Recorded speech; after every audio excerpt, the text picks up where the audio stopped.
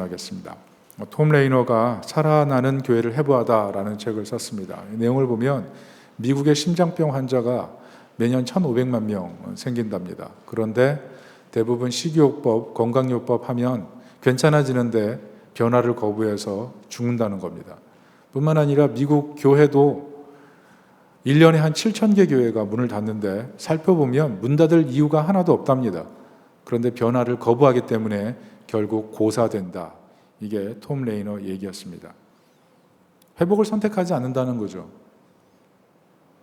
건강하지 않은데 건강한 길로 가라는데 그 길을 초대를 거부한다는 것입니다. 반면 회복을 선택해서 건강해지는 교회가 있다는 거예요. 그 대표적인 특징이 남 탓하지 않는다는 것입니다.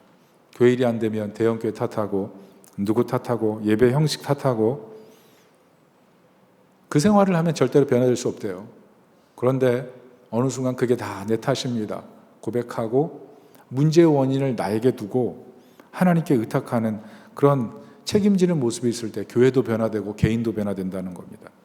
실제로 저를 봐도 제가 언제 변화되냐 하면 비난과 비판을 멈추고 격려하고 칭찬하고 하나님께 은혜를 구하면서 하나님 나는 연약한 죄인입니다. 나를 도와주십시오. 그래서 하나님의 능력과 은혜를 받을 때 제가 변화되더라고요. 문제 있고 연약한 사람들을 위해서 간절히 기도하고 그때마다 깨닫는 게 이 문제와 이 상황이 다른 사람 때문에 생기는 게 아니라 결국 내 문제구나. 결국 책임을 나에게 돌리고 내가 그 책임을 지고 하나님 앞에 설 때 문제가 해결되기 시작한다는 것이죠.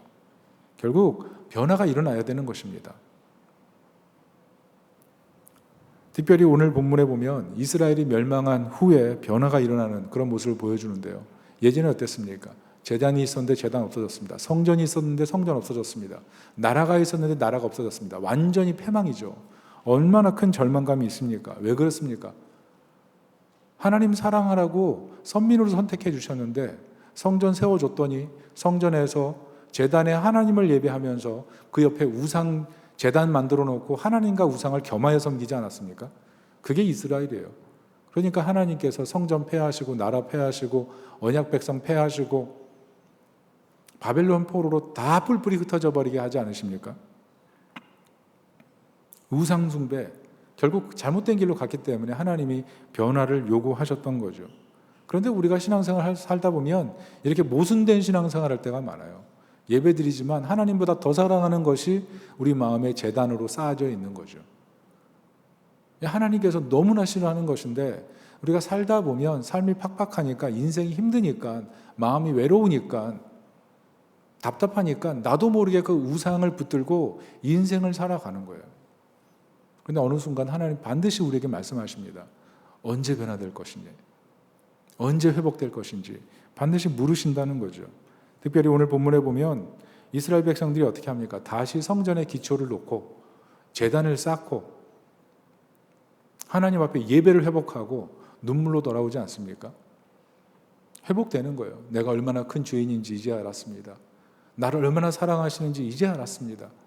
그래서 오늘 13절 보면 어떻습니까? 백성이 외치는 소리가 멀리 들리는데 즐거이 부르는 소리와 통곡하는 소리가 같이 나니까 분간이 안 될 정도로 이게 감격이죠, 감격. 이 예배의 감격입니다. 예배 왔더니 하나님 나를 사랑하심을 다시 깨닫습니다. 내가 얼마나 주님 떠나 방황했는지 깨닫습니다. 그리고 이런 나를 붙들고 계신 그 하나님의 사랑에 감복하는 거죠.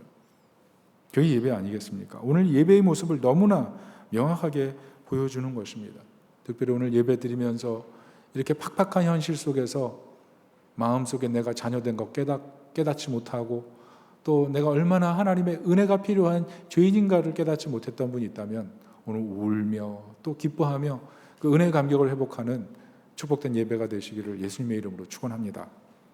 특별히 오늘 이 성전 전지대가 놓인 것을 보면서 많은 사람들이 울고 웃습니다. 구체적으로 이유가 무엇입니까? 두 가지입니다. 첫째는 하나님의 말씀을 순종하는 것이 얼마나 중요한지를 깨달았기 때문에 그렇습니다. 이스라엘 사람들에겐 자부심이 있어요. 성전이 있다. 내가 선택받은 선민이다. 그리고 언약 백성이다. 엄청난 자긍심이 있죠. 그런데 우상 숭배하니까 다 날아가지 않습니까? 다 깨트려졌어요. 그때 고백했죠. 하나님 이게 뭡니까 도대체? 하나님 사랑한다면서요. 왜 나에게 고난 주셨습니까?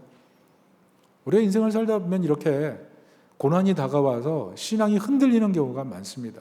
근데 잘 보면 그것이 하나님이 우리를 의도적으로 때로는 단련시키는 경우가 있습니다. 죄의 시스템이 작동해서 내게 파괴적인 결과가 오기도 하지만, 그러나 허용적 섭리 안에서 우리를 그 가운데서 단련시키는 하나님의 손길이 있는 겁니다. 특별히 사무엘하 7장 14절 말씀 한번 같이 읽어볼게요. 시작. 나는 그에게 아버지가 되고 그는 내게 아들이 되리니 그가 만일 죄를 범하면 내가 사람의 매와 인생의 채찍으로 징계하려니와.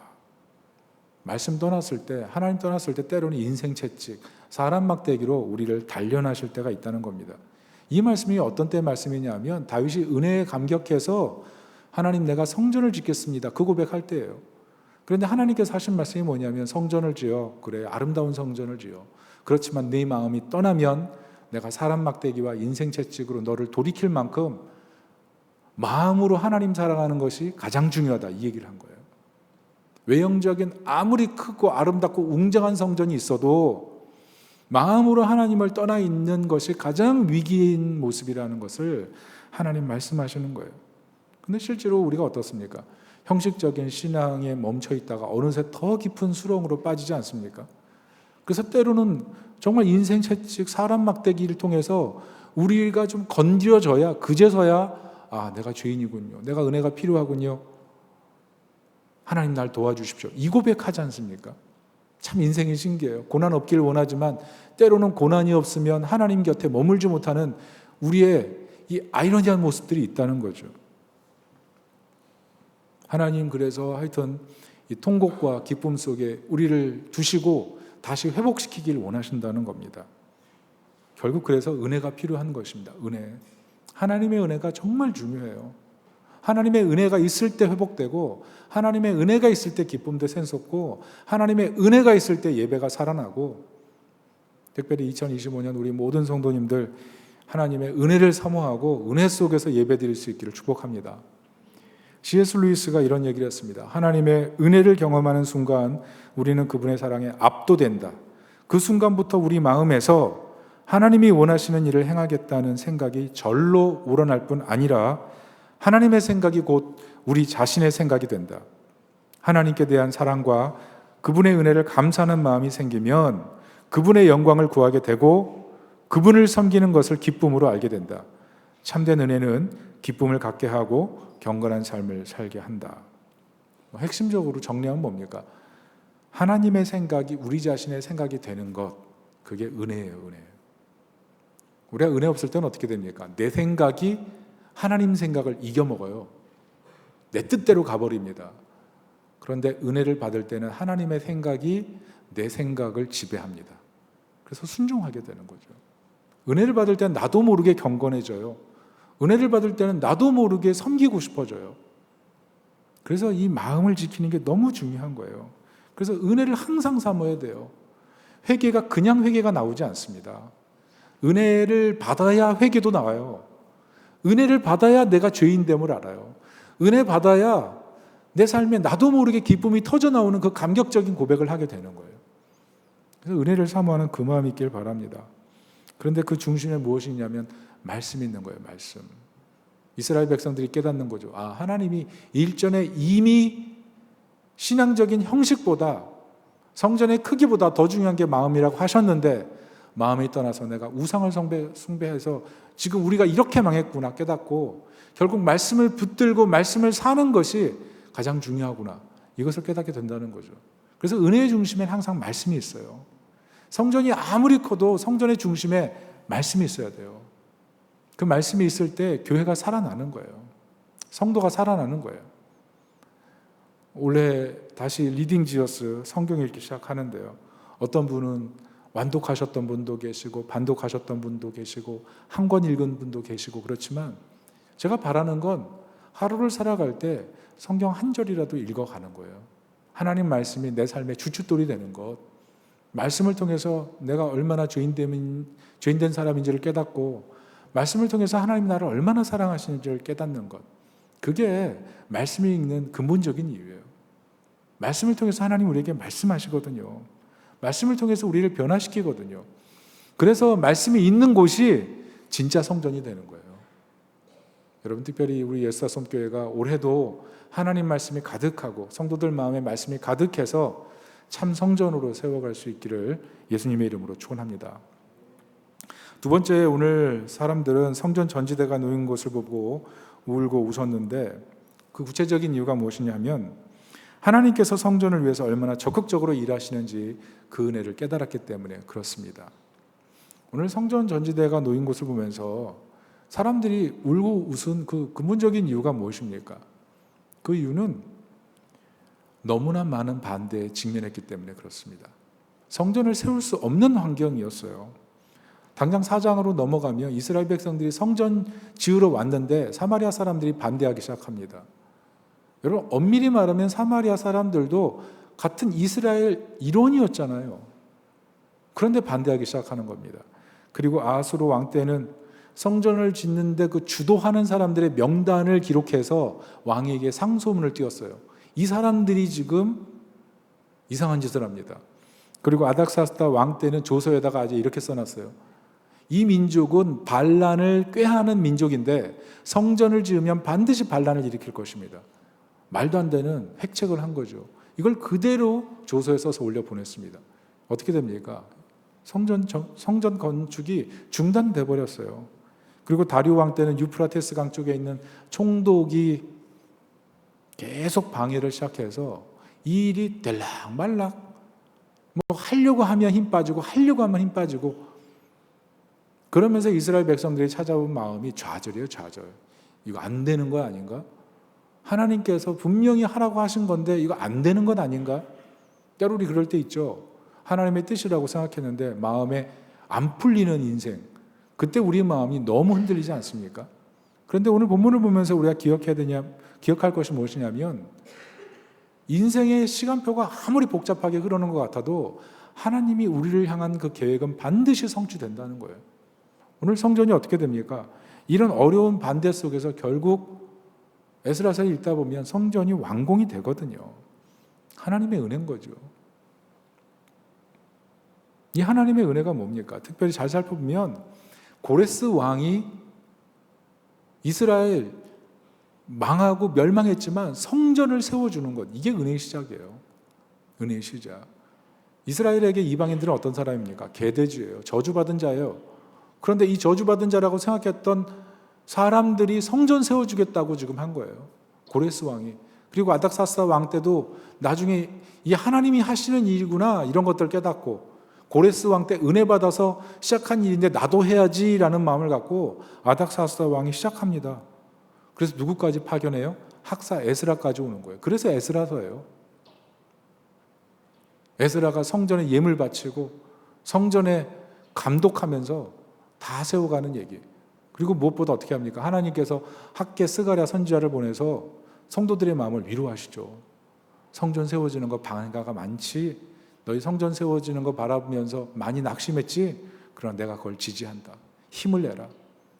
우리 인생을 살아가면서 하나님 뜻이라고 생각하면서 추구했던 것들이 내 뜻대로 잘 안 될 때, 이게 하나님 뜻이라고 생각했는데 이게 내 뜻이었나? 이런 고민이 될 때, 하나님께서 반드시 응답하셨다고 생각했는데 이게 안 풀릴 때 우리 마음이 너무 답답할 때가 있다고요.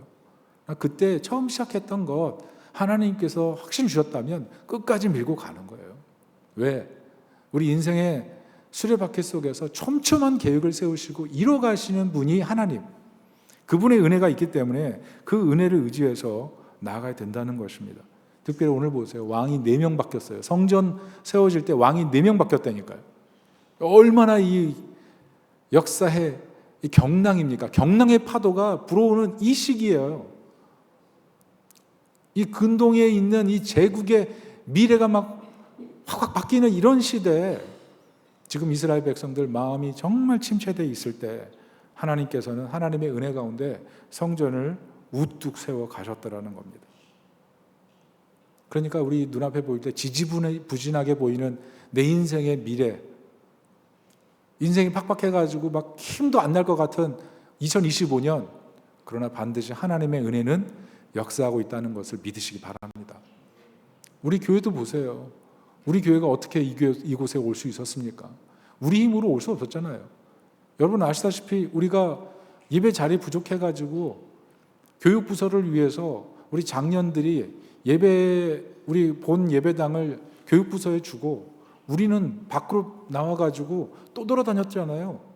카페 들어가고 뭐 지하 호텔 들어가고 그리고 뭐 아트홀 들어가고 그러면서 주차장이 없어가지고 주차장까지 막 20분씩 걸어다니면서 수개월 동안 고생했잖아요. 아마 어떤 변화가 없었으면 그대로 지금도 그러고 있었을 거예요. 그런데 분당 우리 교회에서 꿈나무꾼 프로젝트 하면서 개척교회를 지원하는 프로젝트에 우리가 선정이 돼서 우리 교회 갑자기 재정이 들어오면서 여기 온 것 아닙니까? 우리 힘으로 한 게 아니에요. 하나님께서 밀어주시고 도와주신 거예요. 뿐만 아닙니까? 우리가 이곳에 들어왔을 때 여기 어떻게 바꾸지? 맨 처음에 들어왔을 때 예배 드릴 수 없는 환경이었잖아요. 여러 가지로. 재정이 어디 있어요? 개척교회가. 그런데 성도들이 하나님 말씀의 은혜를 받고 마음속에 자원하는 마음으로 조금씩 낸 그 재정이 채워져 가지고 이렇게 예배당이 되고 다음 세대와 우리 교회 성도들이 다 모여서 예배 드릴 수 있는 환경이 된 것 아닙니까? 이게 누구로부터 나온 거예요? 하나님 은혜죠. 그래서 입당 예배 드릴 때 이곳에 온 많은 사람들이 같이 울고 같이 웃고 그런 시간을 보내지 않았습니까? 결국 우리 인생을 살아갈 때 인생의 총감독이 누구예요? 성전의 총감독이 하나님이 되셔서 성전을 세워가시는 것처럼 우리 인생의 총감독도 하나님이 되시는 것입니다. 하나님의 은혜가 있는 거예요. 우리 하나님의 은혜를 의지해서 한 걸음 한 걸음 나아갈 때 아무리 팍팍한 현실이라고 할지라도 넘어지지 않고 감사하면서 나갈 수 있을 줄로 믿습니다. 특별히 고레스를 보십시오. 고레스가 하나님의 은혜를 깨닫고 어떻게 됩니까? 586년 이스라엘 망했어요. 완전히 멸망했습니다. 그런데 538년에 포로 기한 시작돼요.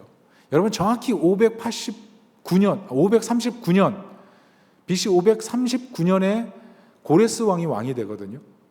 근데 왕이 되자마자 538년 BC 538년에 이스라엘 포로들을 다 고국으로 돌려보냈어요. 왜 그런지 아세요?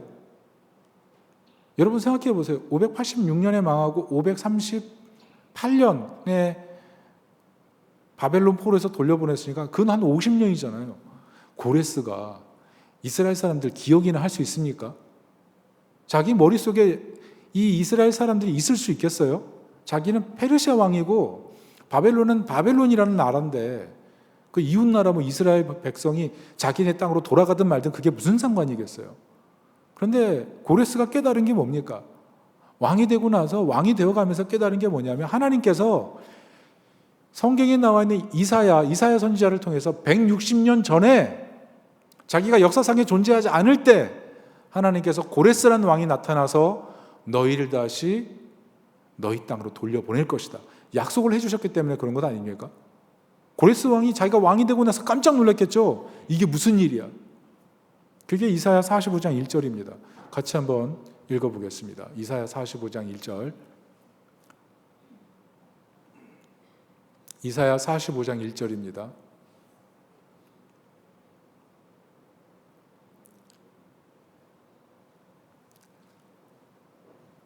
제가 보냈거든요. 다시 또. 네? 그래요? 제가 그럼 여러분 읽어드리겠습니다. 이사야 45장 1절. 여호와께서 그의 기름 부음을 받은 고레스에게 이같이 말씀하시되, 이게 160년 전 예언이에요. 내가 그의 오른손을 붙들고 그 앞에 열국을 항복하게 하며 왕이 되게 하신다는 거죠. 내가 왕들의 허리를 풀어 그 앞에 문들을 열고 성문들이 닫히지 못하게 하리라. 열왕을 굴복시키는 제국의 왕이 되게 하겠다. 이게 고레스 왕에게 하나님이 160년 전에 예언하신 내용이에요. 그래서 고레스가 이것을 알고 깜짝 놀라서 내가 내 힘으로 왕이 된 게 아니라 하나님이 나를 이곳까지 인도하셨구나.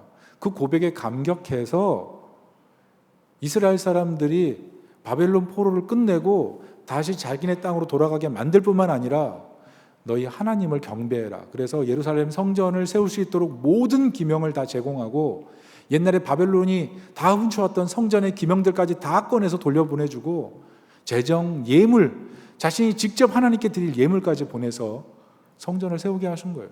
하나님의 은혜를 깨달은 거죠. 하나님의 은혜를. 역사의 수레바퀴에 촘촘한 하나님의 계획이 있다는 것을 고레스가 깨닫지 않고서 어떻게 이룰 수가 있습니까? 뿐만입니까? 예레미야를 통해서 하나님께서 얘기하신 게 무엇입니까? 70년이 차면 너희가 내가 너희를 사랑한 것을 알 것이다. 너희 환난과 시험 때문에 내가 너희를 사랑하지 않았다고 생각하지, 그러나 70년이 차는 때에 내가 너희를 사랑한 것을 알 것이다. 이 말씀을 예레미야를 통해 주셨습니다.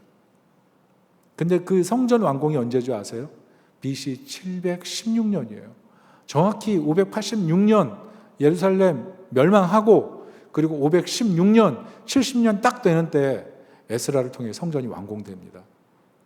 그래서 예레미야 29장 10절 11절을 우리가 한번 읽어볼 필요가 있어요. 예레미야 29장 10절 11절입니다. 같이 한번 읽어볼게요. 시작. 여호와께서 이와 같이 말씀하시니라. 바벨론에서 70년이 차면 내가 너희를 돌보고 나의 선한 말을 너희에게 성취하여 너희를 이곳으로 돌아오게 하리라. 여호와의 말씀이니라. 너희를 향한 나의 생각을 내가 아나니 평안이요 재앙이 아니니라. 너에게 미래와 희망을 주는 것이니라. 무슨 말씀이에요? 바벨론에서 돌이키겠다. 분명히 눈앞에는 재앙인데, 분명히 눈앞에는 분할인데, 분명히 눈앞에는 패배인데, 분명히 자긍심, 자존심 모든 게 다 깨졌는데 하나님이 사랑하지 않은 게 아니래요. 하나님이 사랑했다는 거예요. 그리고 성전을 세워주시면서 약속을 지키시는 하나님, 역사 속에서 하나도 하나님이 약속하신 것을 이루지 않으신 적이 없으신 분이라는 사실을 이스라엘 사람들에게 분명히 가르쳐 주셨다는 겁니다. 이게 하나님의 은혜죠. 우리 눈앞에 이해되지 않는 현실이 있을 때 그때 그래서 기억해야 돼요. 하나님의 은혜는 여전히 변함이 없다는 사실을. 욥이 어떻게 합니까? 고난 닥쳤어요. 재산 잃었어요. 자녀 잃었어요. 질병 걸렸어요. 부인은 죽으라 그래요. 살고 싶겠어요?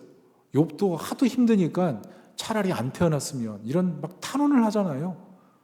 그리고 자기도 모르게 옆에서 뭐 엘리바스, 빌다, 소발 이런 사람들이 소발 내밀고 막 빌빌거리는 얘기하고, 죄송합니다, 이런 얘기하니까 욥이 짜증이 나가지고 막 원망을 막 쏟아내잖아요. 원망을 쏟아내잖아요. 근데 그런 가운데서도 욥이 하는 일이 뭐예요? 하나님 제발 나를 만나주세요.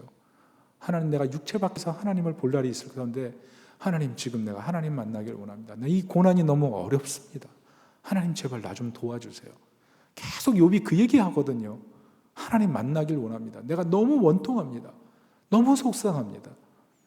그런데 하나님께서 마침내 나타나셨을 때 욥이 어떻게 해요? 자기가 지금까지 너무 감정적으로 격분해서 하나님께 쏟아놨던 그 원망의 말을 다 걷어들이잖아요.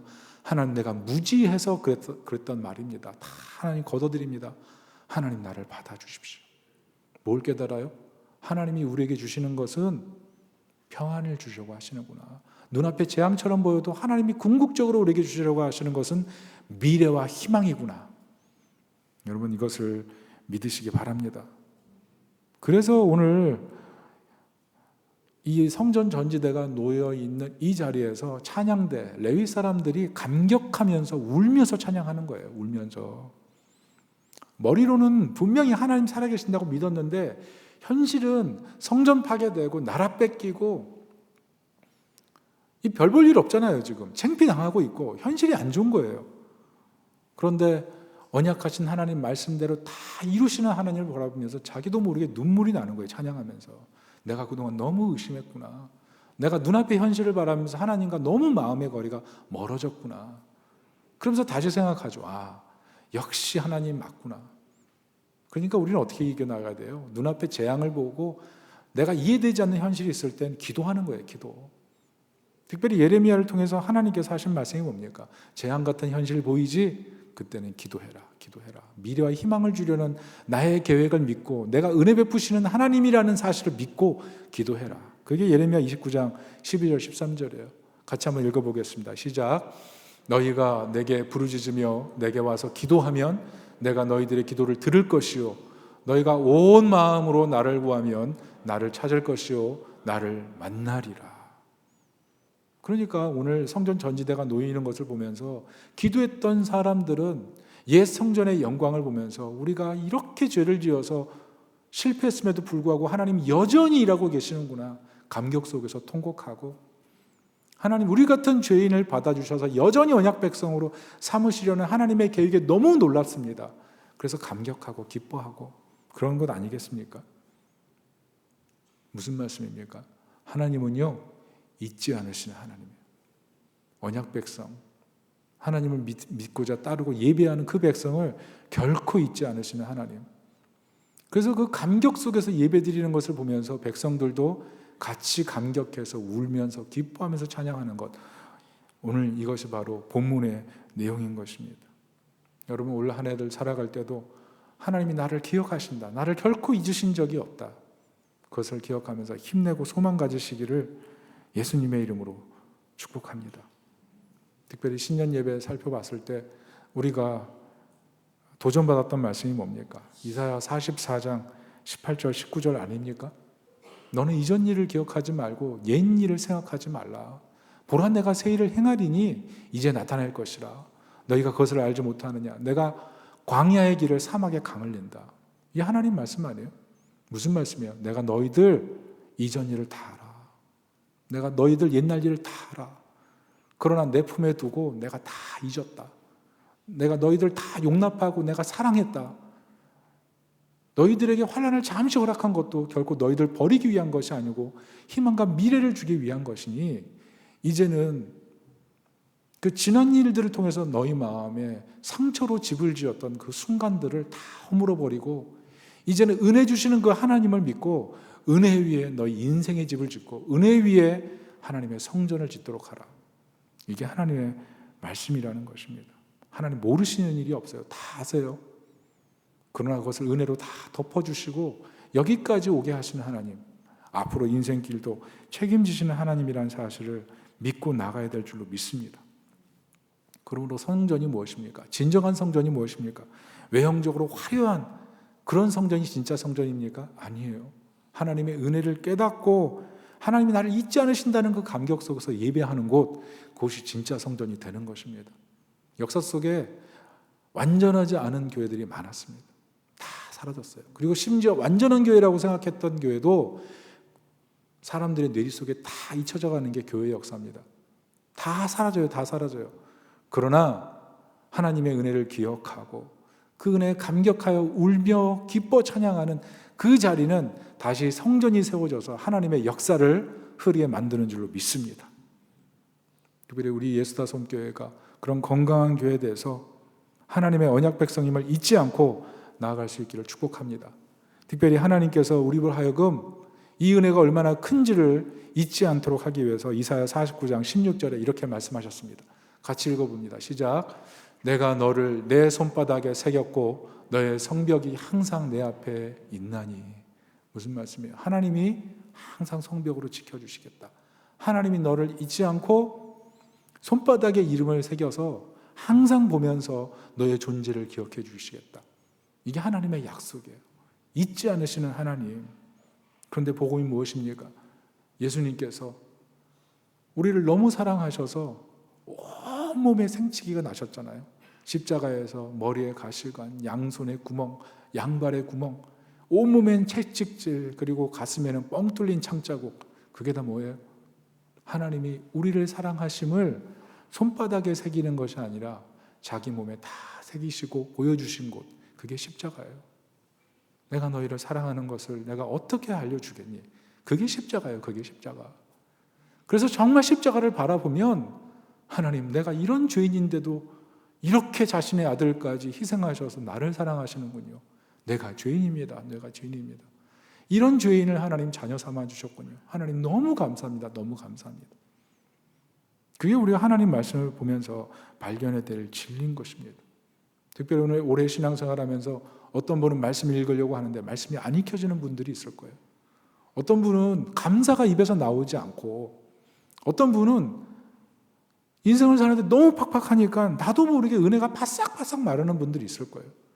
그러나 그때마다 자신의 온몸에 우리를 사랑하신다는 그 흔적을 다 새겨 넣으신 예수님의 그 십자가를 바라보면서 주님, 내가 여기 있습니다. 나를 기억해 주시는 그 사랑에 감사하고 내가 흔들리지 않겠습니다. 여러분, 주님께서 작은 소자에게 한 것이 나에게 한 것이라 하셨는데, 하나님의 나라와 이 교회를 위해 또 이 세상 속에 살아가면서 믿음의 삶을 살면서 헌신한 그 작은 섬김까지 하나님이 기억하지 않으시겠습니까? 십자가의 아들까지 다신 하나님이신데 어찌 작은 사랑과 작은 헌신까지 기억하지 않으시겠습니까? 하나님 다 기억해 주시는 하나님이신 겁니다. 뿐만 아니라 부활하셔서 우리를 찾아오셔서 우리를 저 천성까지 인도하시니 우리 입술에서 늘 은혜에 대한 감사만 나올 수 있기를 예수님의 이름으로 축복합니다. 제가 10년 들어서 지난 목요일 날 제 친구의 부탁을 받았습니다. 친구야, 우리 집에 와서 우리 아버님 좀 전도해 줘. 우리 아버님이 연로해 지셔서 점점 힘이 없어지시는데 이제 복음을 들어야 될 것 같다. 교회는 다니시는데 예수님을 영접하셨는지를 내가 잘 모르겠다.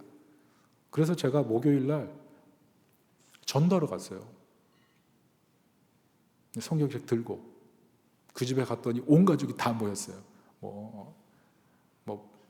그 어머니부터 그리고 그 여동생 그리고 부인 그리고 자녀들까지 다 모여가지고 말씀을 전했어요. 어떻게 됐을까요? 성령이 역사하셔가지고 예수님을 영접하셨어요. 예수님 영접하셔서 새로 거듭났어요. 제가 그런 생각했어요. 야, 이렇게 쓰임 받는데 우리 성도들 나에게 좀 제발 좀 연락해서 믿지 않는 사람 만나면 좀 나를 불러서 전도를 하게 하면 얼마나 좋을까? 아니, 내 친구는 이렇게 나를 불러가지고 제발 전도해달라고 그러는데 우리 교회 성도들은 왜 나를 안 부를까? 이런 생각을 좀 했어요. 여러분, 저를 좀 불러주세요. 예, 저를 불러주세요. 제가 가서 전도해드리겠습니다. 친구든 뭐 가족이든 만나서 전도해보겠습니다. 그게 성공할지 안 성공할지 모르지만 하나님께서 하시는 일들을 기대하며 가야죠. 그런데 제가 전도하면서 깨달았던 건 뭐냐면 이 아버님이 이미 마음밭이 준비가 돼 계시더라고요. 어떤 일이 있었냐면 제 친구, 제 초등학교 친구예요. 그래서 굉장히 오래된 친구죠. 이 친구가 제가 서울에 처음 상경해가지고 제 짝이었는데 선생님 숙제를 안 알려줘가지고 그 다음날 제가 엄청나게 맞았거든요. 제 짝인데 숙제를 안 알려줬어요. 그때부터 왼수가 된 거죠. 근데 이 친구가 저랑 이제 어릴 때부터 단짝 친구가 돼가지고 지내다가 신앙생활 그렇게 잘 뭐 이렇게 교회는 같이 다녔는데 좀 그냥 그랬습니다. 그런데 어느 날 연락이 온 거예요. 자기 누나가 돌아가셨다는 거예요. 둘째를 낳다가 돌아가셨다는 거예요. 저도 이제 마음이 먹먹하죠. 제 형님의 친구니까. 그래서 이제 장례식 갔는데 둘이 그냥 묵묵하게 하늘만 바라봤어요. 야, 어떻게 이럴 수가 있냐, 하나님. 그러면서 이제 같이 막 울고 그랬는데 참 인생이 그렇죠. 우리가 생각하는 계획대로 되는 게 하나도 없죠. 그런데 그때 이제 이 아버님께서 장례식을 마치시고 근데 이제 안 믿는 상황 속에서 장례식을 마치는데 그 영정사진 보는데 그렇게 예쁘더래요. 그리고 붉은 구름 같은 아름다운 구름들이 그 영정사진 주변을 이렇게 보이더라는 거예요. 그래서 속으로 내 딸이 예수님 잘 믿었는데 하나님 나라 갔나 보다 이런 생각을 했다는 거죠. 그리고 나서 오랜 세월이 지나서 제가 이제 그 집에 간 거예요. 그 집에 가서 복음을 전하는데 그 얘기 하시더라고요. 영정사진 보는데 그때 아름다운 구름이 있었는데 나도 이제 내 딸이 있는 그곳에 나도 가고 싶다고. 이분이 오랫동안 마음속에 따님이 이런 깊은 상처가 있었던 거죠. 그런데 이제 그 하나님 나라 가서 내 딸 만나고 싶다고. 그래서 이제 그 순간에 예수님을 영접하시고 가족 모두가 너무 기뻐하면서 사진도 찍고 뭐 이렇게 고백하는 거 녹음도 하고 참 기쁜 시간이었습니다. 근데 우리가 그런 것을 보면서 생각하는 게 뭐예요? 하나님이 우리를 잊지 않으세요. 풍파 많은 세상 속에서 고난이 많고 우리 걸어가는 시간에 이해할 수 없는 많은 시련이 있어도 하나님 잊지 않으시고 우리를 찾아오시고 우리를 사랑하시고 돌봐주시고 손바닥에 새기시고 아들의 몸에 다 새기신 그 하나님의 사랑, 그 하나님의 사랑을 보여주시면서 여전히 지금도 실망하지 말고 좌절하지 말고 낙심하지 말고 기억하시는 하나님을 바라봐라. 이게 하나님의 음성인 줄로 믿으시기 바랍니다. 하나님은요, 우리에게 은혜 베푸시는 하나님이에요. 말씀 보내주시고 평생 지켜주시고, 우리가 할 일은 여전히 하나님은 나에게 은혜를 베푸시는 하나님이시군요.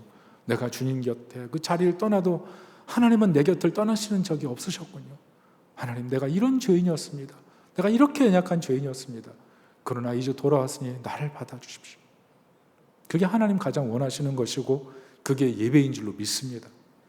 특별히 오늘 예배를 드리면서 여러분, 이 은혜를 베풀어 주신 하나님 앞에 올해 어떤 예배를 드려야 될지 생각해 보십시오. 하나님은 우리에게 마음과 뜻과 정성을 다해 예배하라 하셨는데, 지나간 2024년을 돌아보면서 나는 어떤 예배자였는지를 생각해 보세요. 하나님의 은혜를 잊고 예배의 자리를 완전히 떠나 있었던지, 아니면 예배 드렸지만 이스라엘 백성들처럼 가슴에 하나님을 향한 제단과 우상의 제단을 동시에 불태우고 있던 사람은 아니었던지. 그러나 하나님께서 오늘 은혜를 얘기하시면서 우리에게 말씀하십니다. 무엇을 선택할래? 요한복음 4장 23절 말씀을 같이 한번 읽어보도록 하겠습니다. 시작. 아버지께 참되게 예배하는 자들은 영과 진리로 예배할 때가 오나니 곧 이때라. 아버지께서는 자기 이렇게 예배하는 자들을 찾으시느니라. 하나님께서는 우리에게 은혜 베푸시기 원하고 예배하는 자를 찾으십니다. 우리에게 더 은혜 주시기 위해서 아들을 희생하셨기 때문에 우리를 사랑할 수밖에 없는 하나님의 마음, 그 마음을 이해하고 하나님 앞에 나와 참된 예배를 드리는 것, 그 예배자를 찾으시는 아버지 하나님의 마음, 우리를 마음에 새겨놓으시고 우리 이름을 새겨놓으셔서 우리를 찾으시는 아버지 하나님의 마음, 그 하나님의 마음을 가지고 예배할 때 우리는 감격 속에서 눈물을 흘리고 기뻐하며 예배드리는 그런 하나님의 사람이 되는 줄로 믿습니다. 특별히 이 은혜를 우리가 나만 경험하는 것이 아니라 주변에도 잘 흘려보내야 될 줄로 믿습니다. 은혜의 동산교회 이규현 목사님 계세요. 지난번 우리 부흥회 강사로 오셨던 분, 이분이 이번에 개척교회를 또 하나 분립해서 파송하셨습니다. 6번째예요. 보통 한 번 넘어갈 때 100명이 넘어가니까 벌써 한 700~800명 나간 거죠. 만약 그 정도 안 내보냈으면 지금 굉장히 큰 교회 됐겠죠. 그러나 이분은 계속하세요. 왜냐하면 하나님의 생태계를 만들기 위해서 그런 거예요. 여러분, 숲에 가면 큰 나무만 있으면 숲이 되는 게 아닙니다. 작은 나무들이 모여있을 때 생태계가 형성이 되는 거예요. 나무들이 모이면요, 거기 샘물이 흐르고요, 짐승들이 찾아오고요, 새가 날아오고요, 그 안에 생태계가 구성돼요. 생태계가. 그런 것처럼 큰 교회 몇 개 있다고 하나님 나라 이루어지는 게 아니라 작은 교회들이 옹기종기 모여가지고 같이 모일 때 복음 생태계가 형성이 돼서 거기에 은혜의 샘물, 생명의 샘물이 흐르는 것입니다. 그래서 이분이 생각하는 거예요. 나 혼자 큰 교회 세우는 게 아니라 건강한 개척교회 세워서 하나님 나라 생태계에 이르겠다고. 우리 교회도 정관에 하나님 나라 생태계에 이르기 위해서 교인수 어느 정도 되면 분립하겠다, 뭐 결심한 그런 내용들이 있지만, 지금은 아직 생각도 제대로 못하지만 그래도 우리도 언젠가 그 대열에 동참해야 될 줄로 믿습니다. 왜요? 오늘 하나님께서 이스라엘의 새로운 성전 전지대를 놓잖아요. 이런 것처럼 우리가 정말 은혜 받은 사람이라면 내 안에 성전을 세워가시는 예수님 바라보면서 은혜에 감격해서 이제는 세상 속에 들어가서 성전의 전지대를 놓는 거예요.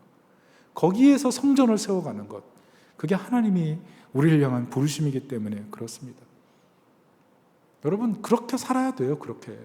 왜? 그렇게 살지 않으면 우리 신앙 날마다 형식적 돼버립니다. 그렇게 몸부림치지 않으면 우리 신앙 퇴보해버립니다. 나도 모르게 우상제단 다시 쌓고 기도하는 것도 예배하는 것도 형식이 될 가능성이 아주 많아요. 신앙생활, 하나님의 은혜가 크지만 우린 때로 몸부림치면서 성전 전지대를 쌓아가는 그런 삶이 필요한 거예요. 그래야 아름답게 세워져요. 그래야 하나님의 크신 은혜를 받았다면 그 은혜에 감격해서 하나님의 뜻이 내 뜻이 되기 위해서 세상 속에 들어가서 성전의 전지대를 조용히 놓아드리는 삶, 그래서 그 속에서 새로운 사람들이 성전에 들어와서 하나님을 섬기고 예배하는 삶, 그 삶을 만들어가는 우리 한 사람 한 사람이 되어야 될 줄로 믿습니다. 에베소서 2장 20절, 22절 우리 말씀 읽고 오늘 예배를 마치려고 합니다. 같이 한번 읽어보겠습니다. 시작. 너희는 사도들과 선지자들의 터 위에 세우심을 입은 자라. 그리스도 예수께서 친히 모퉁이 돌이 되셨느니라. 그의 안에서 건물마다 서로 연결하여 주 안에서 성전이 되어 가고, 너희도 성령 안에서 하나님이 거하실 처소가 되기 위하여 그리스도 예수 안에서 함께 지어져 가느니라. 하나님, 우리가 성전 되기 원하실 뿐만 아니라 세상 속에 성전 전지대를 놓고 세상에 있는 사람이 성전이 되길 원하십니다. 그게 우리의 부르심이에요. 에스라를 통해서 성전을 재건하시는 것처럼 우리를 통해 하나님의 나라를 재건하시는 게 하나님의 꿈이에요. 하나님의 은혜를 사모하십시오. 은혜를 사모해야 눈물도 나고, 은혜를 사모해야 기쁨도 생겨나고, 말씀도 중요하게 되고, 우리를 기억하시는 하나님의 그 손길도 느끼게 되고, 은혜를 사모하세요. 십자가에 달리신 예수님을 바라보면서 흔들리지 않고 믿음의 길 갈 수 있어요. 특별히 은혜를 사모하면서 올 한 해 예배를 회복하는, 예배를 통해서 내가 살고 내 주변의 이웃들이 성전이 되어가는 그 놀라운 은혜가 있기를 예수님의 이름으로 축원합니다. 아멘. 우리 같이 함께 지어져가네 찬양하고 우리 기도하도록 하겠습니다.